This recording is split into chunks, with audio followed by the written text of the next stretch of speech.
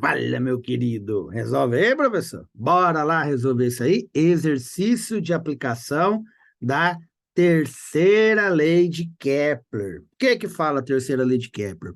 A terceira lei de Kepler ela trabalha com a relação entre período e raio de órbitas de sistemas orbitais.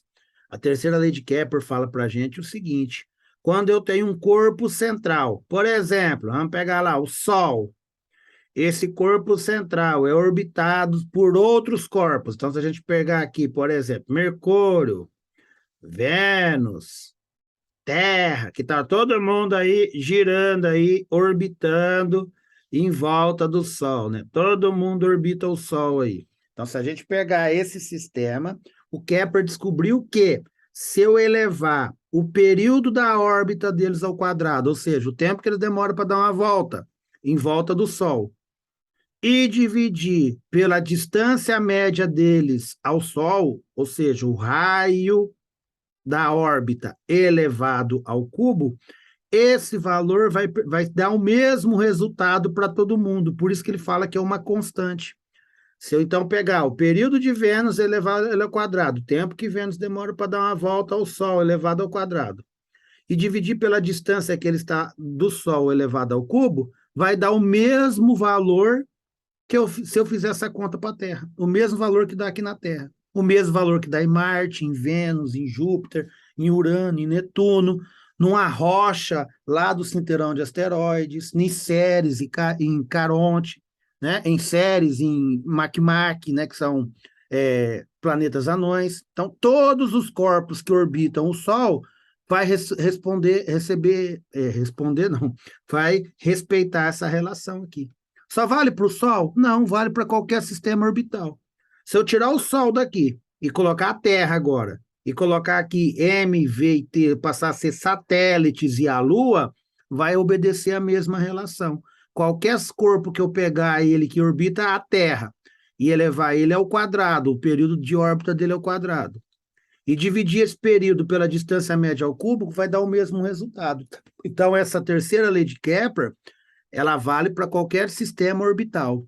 O período dos corpos que orbitam elevado ao quadrado, dividido pela distância média deles ao corpo orbitado elevado ao cubo, vai dar o mesmo resultado.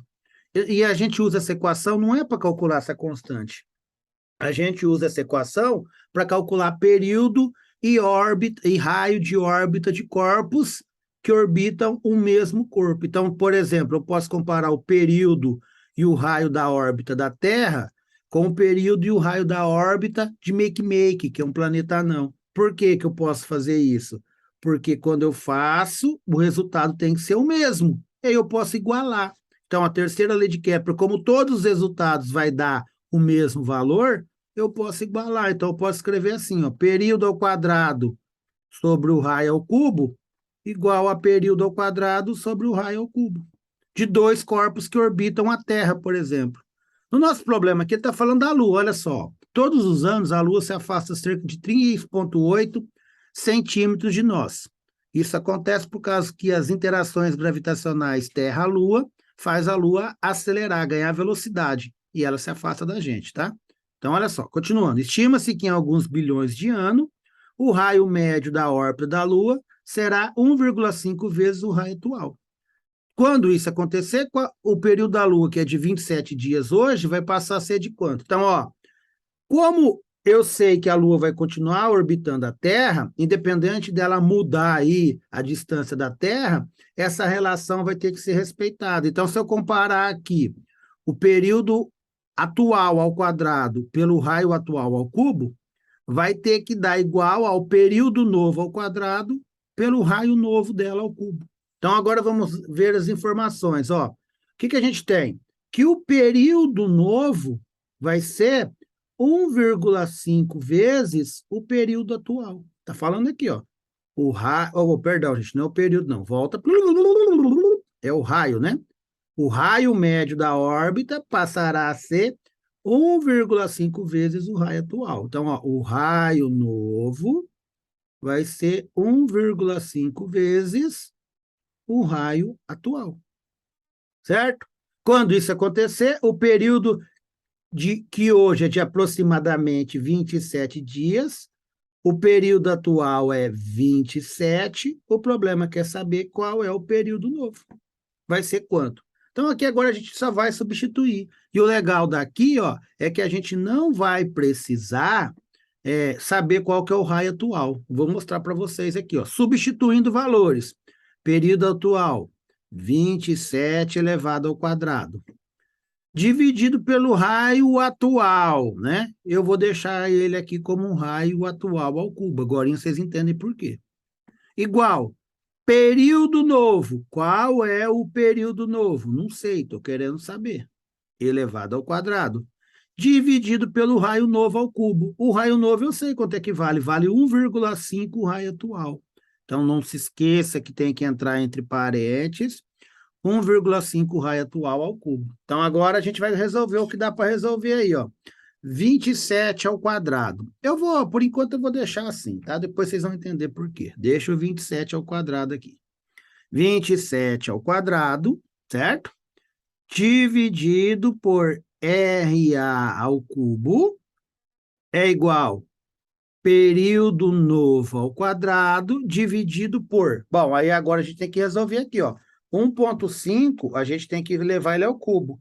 O que é levar ao cubo? É fazer 1,5 vezes 1,5 vezes 1,5 de novo.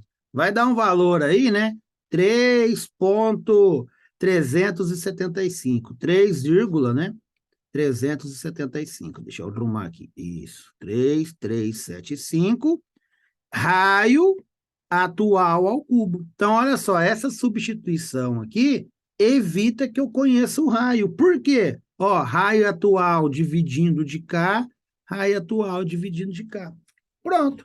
Eu posso tirar isso aí sem nenhum problema. Tirei fora, simplifiquei, tome-lhe, né? Resolvemos o problema.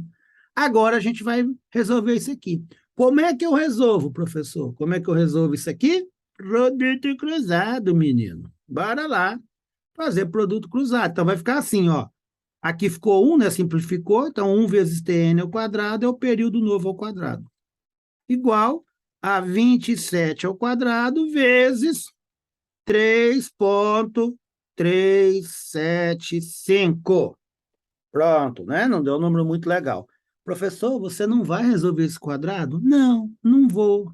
Eu não vou porque eu vou evitar a fadiga. Se eu elevo ele ao quadrado aqui, elevar ao quadrado é fazer ele vezes ele, certo?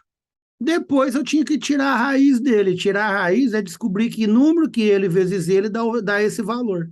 Então eu ia fazer aqui para depois desfazer. Então, ao invés de eu fazer isso, eu deixo ele aqui dentro do quadrado, porque agora eu venho aqui, ó, período novo.